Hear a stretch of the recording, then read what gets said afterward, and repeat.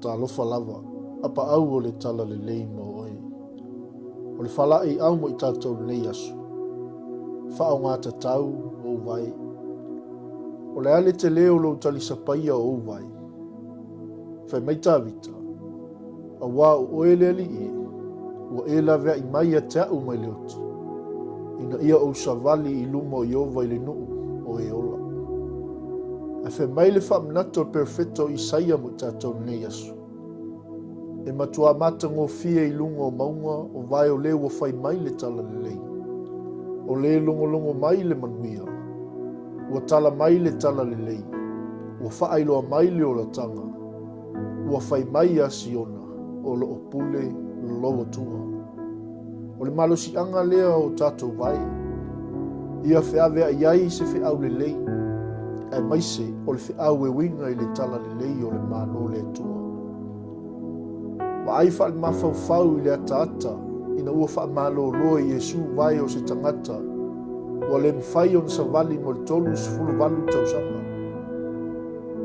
Se i mawhauwhau la i le whaawhiangai o fōlinga o tangata maolunga o le malumalu. O e na le fia i le tausinga i Yesu i vai o le loto se tasi ua leva o na alu e au noa ma se visoasoana.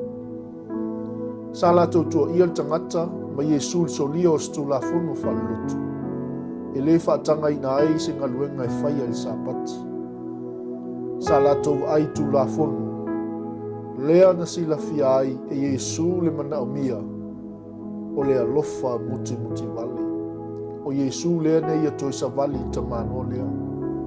O Yesu fo i lea na tutui o na vai lungo le satau.